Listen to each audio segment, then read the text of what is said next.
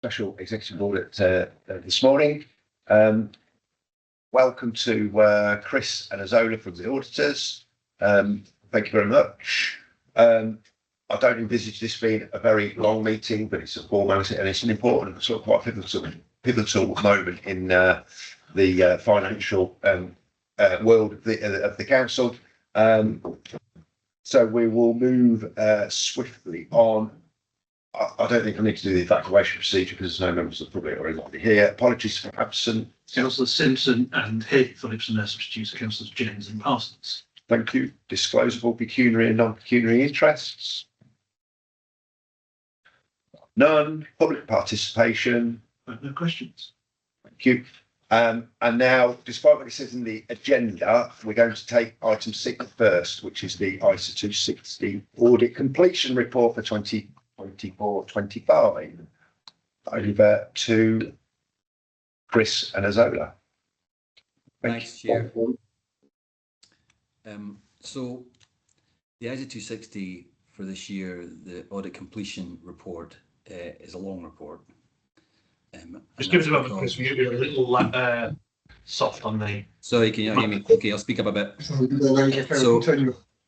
it's a really long report, and it's quite complex. It's quite complicated as well because of the complications of trying to audit the current year's accounts and trying to build back assurance on previous year's accounts that weren't audited. Now, actually, for this year, for 24-25, we've spent most of our time on the build back work. So looking backwards at the years that haven't been audited, working in conjunction with Paul's finance team to build back the assurance that's been missing from previous years, with a view to getting to the position by 27-28 where we can remove, where we'll not be disclaiming your accounts. We can give you a proper, hopefully unqualified audit opinion in that year. So that's the basic plan that we're working to, and that's the plan that was set out in our audit plan that we presented to you earlier in the year. Now, our progress in achieving that has been pretty good. We've made some good progress in terms of that build back work.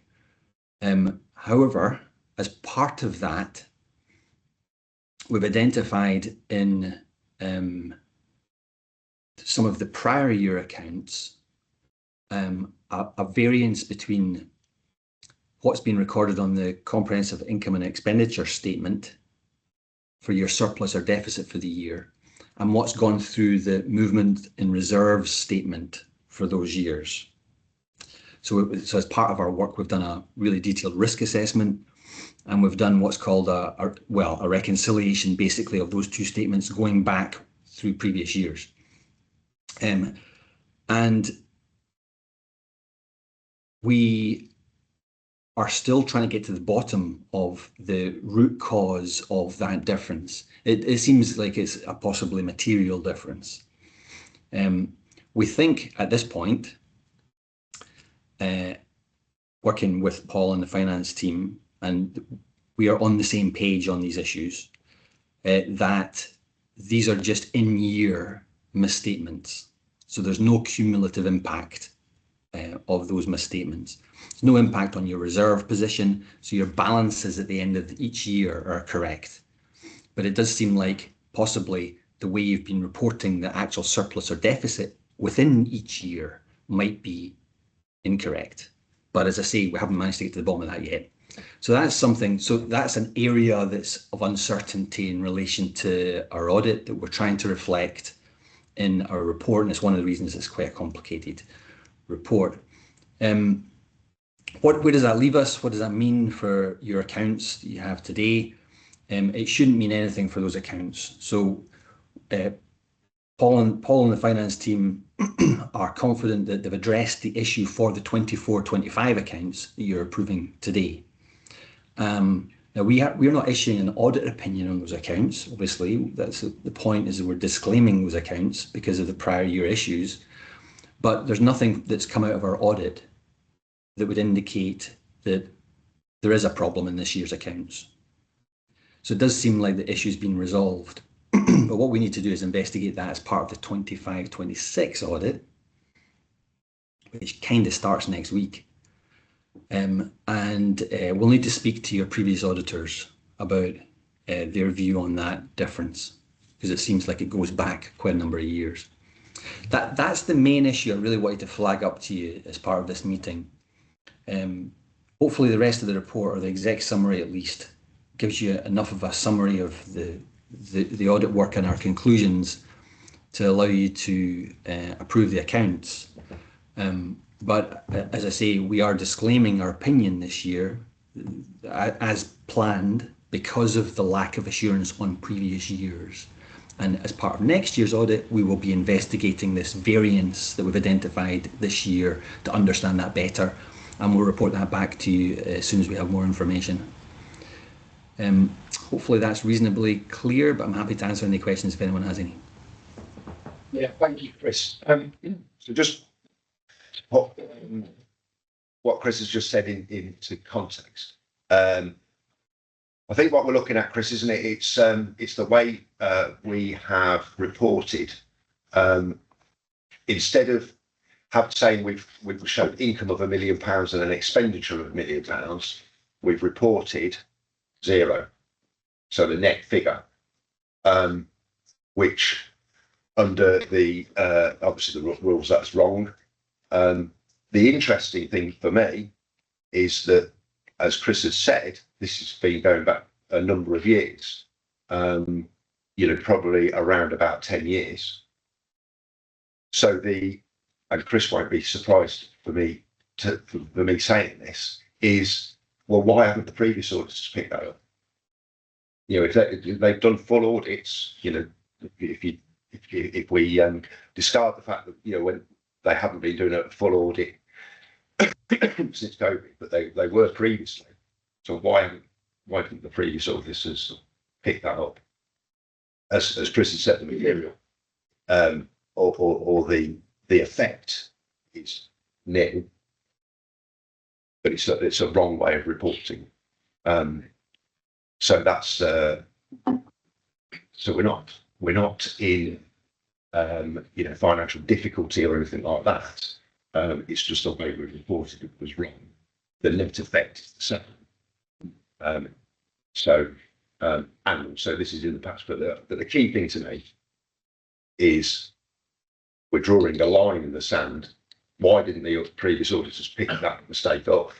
But let's, as I said right at the beginning, this is a pivotal moment because we are now drawing that line in the sand with the auditors, with Paul, etc.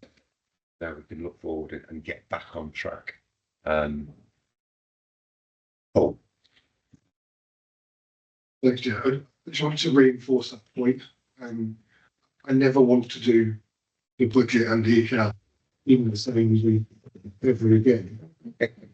However, having done it, the reflection that we had within the budget on Wednesday, it is right. And if you look at this in isolation, you might think it's not, but it is. And I think what Chris has said is we've done a lot of work in making sure that the accounts meet what's in the code. And the reason that the misstatements will have happened previously is because we won't have followed the code.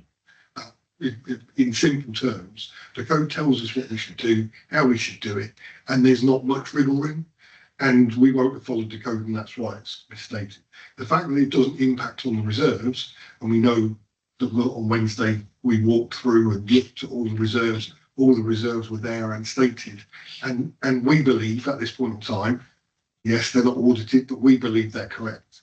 They will stand up to audit, and in 25-26, whilst the build back will take 3 years for Zets to get that assurance, in 5-6 that will be the first time where a full audit's done by Zets, and they can say, actually, yeah, we think that's right, and confidently we can then move on, or actually, no, there's something more fundamental that we need to continue to work on to get ourselves away from. I think the the biggest reflection is within the report. And Chris, at least 3 or 4 times in what he's just said, reference how we're working together.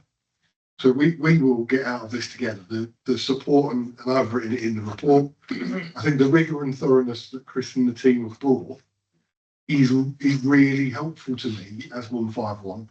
I need that. I can't have somebody who's just going to come in and gloss over and go, oh yeah, there's a true and fair statement.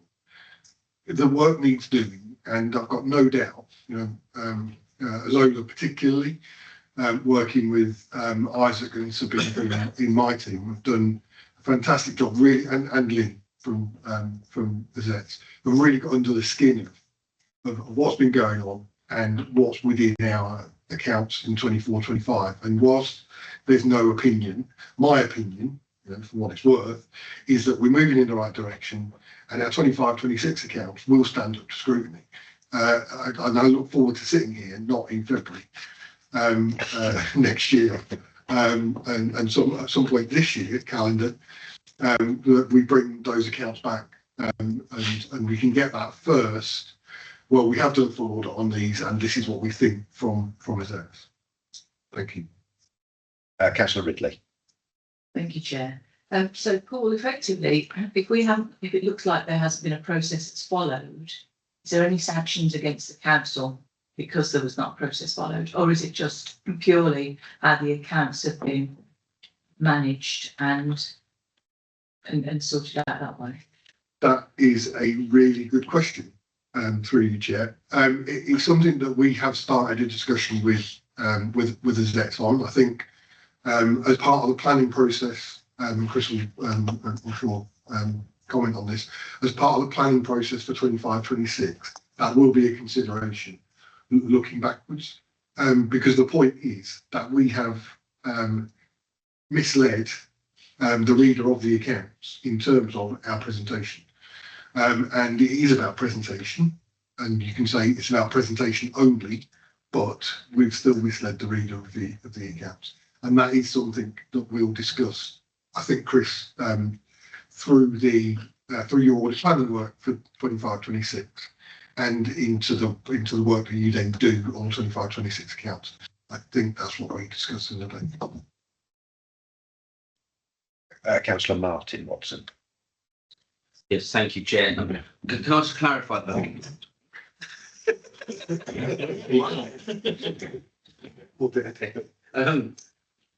Whilst you say you use the word misled in that thing, it's the reporting in year that was wrong and not correct in line with the process. But the end of year reports didn't make a material difference to what was stated, the statement at the year end. It's about bottom line. We talk about bottom line. So the bottom line was right, but what was above the bottom line wasn't right. Okay. So, and that is still it's called a material misstatement. So, and that's what it is. And if the auditors had picked up that material misstatement, they would have reported it in their ISA 260. We would have changed it, or I would have hoped we would have changed it. But that wasn't done in year. That process wasn't followed. That's why we have auditors. Yeah. They come, we want them to find things and help us make sure that we're doing those things right. And they should have spotted that material misstatement. It should have been reported here, and we would have changed it. If that had, let's say the first year was 2016, I think the Chair's right, probably about 10 years. That's when the MERS, I think, changed. If it had been picked up in that year, in that first year, we wouldn't be having this discussion then, because it would have been fixed and we would have been doing it right, in line with the code, year on year beyond that point. So the fact that it wasn't, you're right, it is a year on year, each individual year, and we believe that there's no cumulative effect because the reserves are right, but they were still misleading. And I think that's a point that it's a really good point, Councillor, that we have discussed, and we do need to decide whether there is anything that we need to do to reflect and recognise that going backwards. Chair, for a sort of lay person in outside of accounts, it seems to me to be It's not the what, it's the how. Yeah. So what we've got and whatever. But it's just how we've got to that figure, because there's been a few more ins and outs rather than just going, it's consensus. Councillor Stewart. Yeah, so effectively it's like the maths exam, isn't it?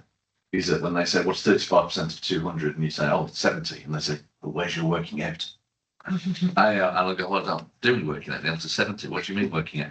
The question that follows on from that is that with that exam, I take it that we're going back to ensure that the working out is right that's led to that answer, and that's what we're doing. Yeah.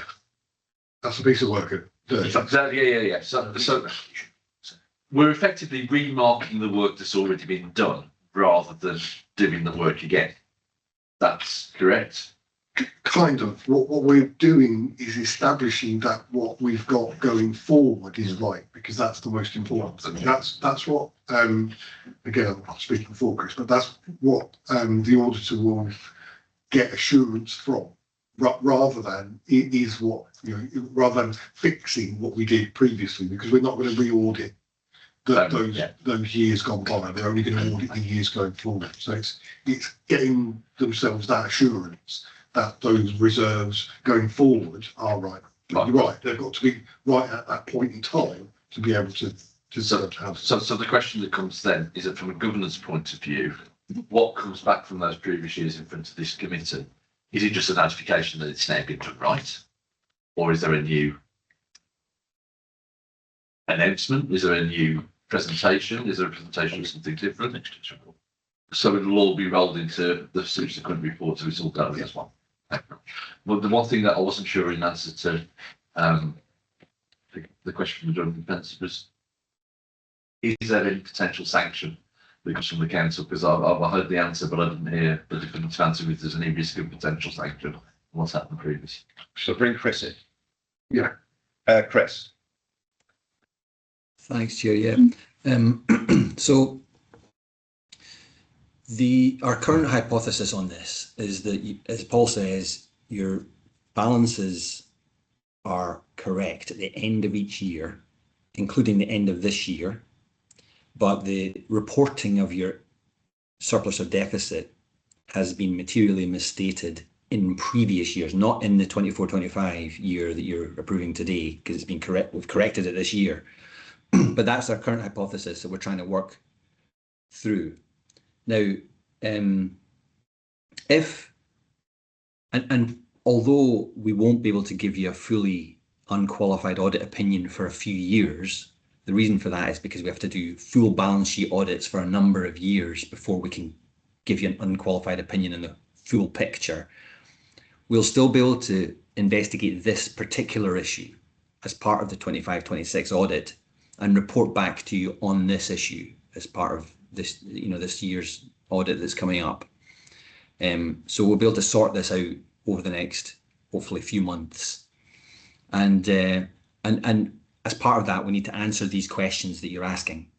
So if the council has been showing a inaccurate position in terms of the surplus or deficit in previous years, what's the level of that? It seems like it's probably material to the accounts, but what does that mean for the users of those accounts? Might they have made different decisions based on the reporting of the financial performance of the council in those years, or taken a different view on the council's financial performance in those years if the accounts had been presented differently? And then we need to speak to you and to Paul and you as an exec board about how you might want to deal with that. And there are a number of different options in terms of dealing with that, in terms of reporting what the correct position should have been. We can't go and change the accounts, they've all been signed off, but we just need to think about what that reporting might look like. As I don't believe there are any sanctions that can be put on the council, but I'm not aware of any, and we certainly don't have any sanctions other than we would be able to make either a statutory recommendation or issue a public interest report recommending that you take a certain course of action to deal with that issue. But what we're hoping to be able to do is to agree with you what that should be, so we're not in disagreement, so there's no inconsistency with what we're saying. And that's the way we've been working with Paul and the finance team up until now. So yeah, I hope that answers some of the questions. It's not 100% certain exactly what the outcome is going to be, but we'll get to the bottom of it as part of the 25-26 audit. Chris, Councillor Simmons, Councillor Reardon. Thanks, Chair. As part of the consideration of future actions, will that include sort of member training? I mean, like Steve, most of us are sort of lay people rather than accountants. So is that something that previous councillors could have picked up on, or is it something that's so detailed it isn't an auditor kind of knowledge that you need? Yeah, again, through Jet. I think even I think training is important, and I do think that and as Chris has said, the ISO 260 report in normal circumstances is relatively complicated, and so are the accounts. So some formal training I think is helpful. It is something that I have done with boards previously. I think normally though it's when the accounts are a once a year thing, whereas here we kind of have been on most agendas, most exec board agendas up to this point. So certainly from a 25-6 perspective, we get back into that rhythm of the accounts coming in June, July times, if that's when we publish, then we'll bring something around the published accounts, and then when we do the audit, we can do something at that point there. Say formally, probably in an informal session, just to walk through what's in them. I'm not sure that I would have ever anticipated that a council would have picked up those changes. I think you need to almost sit with the code and the accounts and go, that don't look right, and that pretty much is what we've done. That's sort of been the starting point. And so the team that I brought in, it's like, have we got the code of practice? No, go and buy it then. So we've got it, and then we've been through and made those changes and done everything in line with the code. And I think just to reflect on Chris's point, we will disagree. We won't agree on everything. But what we do is we talk things through, and we understand each other's perspectives, and then we try and find a route forward. And certainly on something like this, I would expect sort of statutory recommendations and public interest note, particularly where you've got a dispute and a disagreement. I don't anticipate that will be the case with this. I think we'll get to a point where we're agreed on what actions we need to take. If we need to do something reflecting backwards that our accounts haven't been right, I think we'll agree to do that, because it feels like it's probably the right thing. Just how we do that is the thing that we'll probably discuss and debate, and may not agree. But we'll certainly work together as much as we can to be aligned. That's always my approach. Thank you. I've got Councillor Simmons, Councillor Watson, and Councillor Parsons. Just really quickly, just to say, yeah, that there's no sanction in the sense of a penalty in that respect, but the sanction, if you like, is the fact that you could have unqualified accounts, a set of qualified accounts you want to be unqualified. So you want them to say that this is a clean bill of health and this reflects what you've been doing. And the qualification of that on material and management letter points from the auditor that you have to then satisfy regularity issues that then get brought out. They're your sanction, if you like, because you've not got a clean audit. And that's what we as a board would look at in terms of, how many management letter points there were, what actions, and what risk element they put to that department. So high, medium or low seriousness on that. So some things that, having things recorded but not necessarily within the right code could be like a medium. It's painting a picture that isn't quite right, but the picture's there. Whereas if a material misstatement, and it also depends on where they set materiality. So materiality can be millions. Now, what they set materiality at in this audit, that might be useful for people to know. And so anything that is significantly at that level would say that that has an impact on what that picture's telling us. So that's what they would then report against. But we as a board would then make sure that those actions were followed and that we had follow-up from Paul. I suppose the only thing they could say is we'll go back and restate income in the last 2 years so that when you look back at the accounts, you can see the trajectory of the income properly if it's been netted off. So you're not getting the income effect or the expenditure effect, you're just getting the net effect. That's not much use to you when you want to see what the trajectory is of your income over the last 3 years. But it depends on how significant that is. If they're saying there's material misstatement, then obviously it reaches materiality, so that's important. But in terms so the sanctions are about the quality of that audit report that we can say, actually, we haven't got very many management level points or audit findings in the report. That's how we would evaluate how, the sanction, if you like, on the finance department about how we're operating. Does that make sense? Probably not, but. No, thank you. I'll see you indicate, Chris, but if you we'll store up the questions for you, I think. Councillor Watson and then Councillor Parsons. Yeah, thanks. Yeah, it's just a comment actually, and it picks up on your earlier comment about the previous auditors and Paul's comment. I mean, I do many audits, but in the technical space, not financial audits. And it staggers me that the first thing the auditor always asks me is, have you got a copy of the standard which I'm auditing you against? And the fact that we didn't have a copy of the code of practice and previous auditors hadn't asked that question just seems very strange. But a comment rather than, I don't expect necessarily people to answer, but just a thought that popped into my head when you made that comment. Thank you. Councillor Parsons.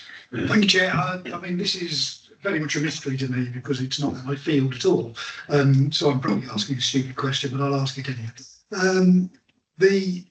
This problem, reporting problem, has gone on for some 10 years, as it were, around that period. What I'm puzzled about is how did it come about effectively? How have we gone on for 10 years and then suddenly this has been discovered? I appreciate that we have new financial officers, we have new auditors, as it were. Is it simply that this new broom was slightly found it, or have there been sort of gathering signs that have led to this effective disclosure, really? One could say, as EPSA did a proper audit. Yeah. They are actually giving us value for money. Yeah. That's probably Well, yes, I think is the answer. I think, and it does go back to the rigor, but that rigor is expected, absolutely, and welcomed.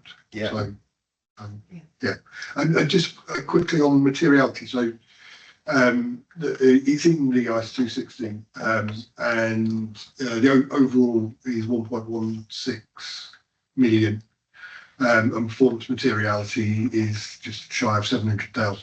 So, to say that is set out within, is always set out within the audit plan, and then brought into the IS 260 along with any misstatements that are made, and that gives you a guide as to what level the misstatement is likely to be within the previous reports. Materiality may change, may have changed slightly, but it won't change significantly. Thank you. Councillor Ridley and then Chris. Yeah, just quickly again, I'm like Councillor Parsons, I'm standing in a field that I'm really not very comfortable in. But for me, I think originally when you think about figures not tallying up in a previous life, that in my life would have been called false accounting, which would have then started to raise alarm bells. But effectively, what we're saying is the money trail, follow the money, is accurate, and we're comfortable with the money trail. It's how we got to that process and the figures, and there can be, I guess, whatever you think about in your code of conduct one, if you've taken a different variation on a code and put something in a different box, that's where things can go down a different path, I guess. But that end figure is still something we're comfortable with. So false sort of suggests that it's deliberate. I think it's error rather than rather than it being deliberate. I think process had not been followed that should have been. So, I would say that it's, you know, as I say, misstated mistake as opposed to a deliberate act. Councillor Simmons, did you want? Yeah, I was just going to follow up with something very similar to that, and misstatement is usually caused because the code if you like is like rules and regulations. So what's the accounting treatment for this, and that changes over a period of time, not all the time. You know, it's not something that changes every week or anything, but you know, but it's staying abreast of those changes. So what they would have done before would have probably been okay. The change that accounting treatment for that item will have changed, and it's staying ahead of that, and it's what the auditor will check, that you've amended your treatment of something in accordance with how the guidelines have changed. And what's happened in this case is that we haven't changed what we're doing when the guidelines have changed. And what Paul was saying about getting a copy of the the up-to-date practice code, if you like, it's just making sure that against every guideline, we're actually operating against that properly. And it's that double check that the auditors will check, and they have, and found that it's not quite right against this particular item for the treatment, but against other things it isn't. It's just us being on the front foot, making sure that actually we've done that as well.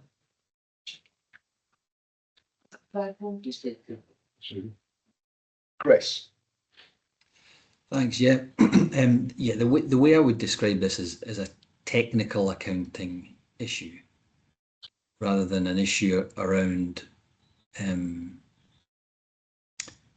anything that seems inappropriate. The balances seem like they're correct, as I say, but the technical accounting seems like there's an error in it, and the root cause of that, and we've been trying to work out what the root cause of it is, and that's what we'll do in 25-26 audit. And I'm sure you're struggling to understand that, and you need to understand that. But the ultimate root cause is that local government accounts are very complicated. They're probably the most complicated, certainly the most complicated accounts in the public sector, possibly anywhere. And the reason for that, because you think, why would that be? Surely public sector accounting should be straightforward and transparent, and it should be. The reason is because over the years, there's been various pieces of legislation that have been passed about the way that councils should account for certain items of expenditure and income. And at the same time, and those go back decades, that legislation, they all impact on the way you present your accounts, the way councils present their accounts. But at the same time, as we've just heard, accounting standards also have changed, and the code of local government accounting has changed in line with accounting standards, but not necessarily in the same way as the legislation has. So we're now in a position where the legislation and the accounting standards require reporting in different ways. And the way we get around that in local government accounts is we have lots of adjustments that are shown in the accounts to try and present both the legislative requirements and the accounting standards requirements in the same set of accounts. Now, there's a whole project that's going on right now to try and address that and simplify it, but that's where we are right now. And I think that is the reason why this misstatement, or apparent misstatement that we're identifying, we'll investigate. I think that's the reason that it's cropped up, that it's happened. We would never have expected councillors to be able to identify this. It's actually quite a difficult thing for auditors to identify, but we would expect an auditor to identify it, because that's the purpose of doing an audit. So that's what we'll be getting to the bottom of. But as I say, it's a technical accounting issue, I think, caused by the fact that the the local government accounts are very complex accounts, rather than anything else. But as I say, that's our kind of working hypothesis at this point. And until we've actually investigated it and properly, we won't know, but we'll report back on that as soon as we can. Thank you, Chris. Members are starting to see why being in the accountancy is such fun, I'm sure. Councillor Steve Watson. Thanks, Chair. My question's in two parts, really. we're obviously going back over all of these years, digging up all of this, going back through the numbers, qualify the numbers. This is obviously additional workload. First question is this coming at additional cost to the council? And for all this time and effort and all this work. Second is, are we going to go back and recover costs against the previous auditor? Should that be the figure? Thanks. That's a really good question, Steve. And sorry, Councillor Steve Watson. And that's a conversation we've been having ever since this came to light. Basically, well, not this particular issue, but the fact that it's my bugbear. It's certainly Councillor Martin Watson's, one of his bugbears, and Councillor Simon, that we have paid significant amounts of money to our previous auditors for an audit which we haven't had. This now, absolutely, this now sort of even, reinforces that to me, that not only did we not have an audit, but you haven't even done the audit properly. The audits that you have had, and in the real world, in the private sector, I would be, if I had done that, or if I'd got a set of accounts wrong for my client, well, A, I wouldn't be his accountant for much longer, and B, he would have every right to say, I want my feedback. So we have challenged. We haven't got very far. We had a little bit back through this very complex system, but then that was sort of netted off against. But we'll have to show that income, won't we? And the additional. Yeah. But the bottom line is absolutely, but it strengthens our case, I think, to get more, but because they haven't even done their audit properly. So yes. Conscious of the time though, so if there's no more comments or queries, can we move the recommendation?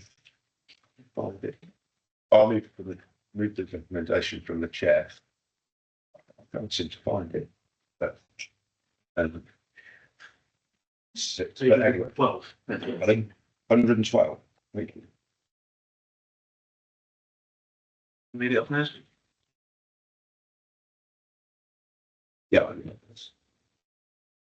Oh, yes. So we know the outcome of the work that we earned, the draft financial statements, and okay, yeah. So I'll move that recommendation on the chair, seconded by Councillor Martin Watson. All those in favour? That's unanimous. Thank you. Thanks again. So we now go to item number 5, which is the financial statements 24-25. It's very similar. So the financial statements get approved in the light of the audit work that's been has been undertaken. Obviously, most of the debate will use the audit rather than the detail of the account for whole taking actions. Anybody got any further questions? No. Okay. I'll move the recommendation. Chair again, seconded by Councillor Simmons. All those in favour? Thank you very much. That concludes the business. Thank you, Chris and Azola. Azola, it's very nice to see you. Thank you very much, members. That concludes the business of Executive Board. Thank you very much. Thank you.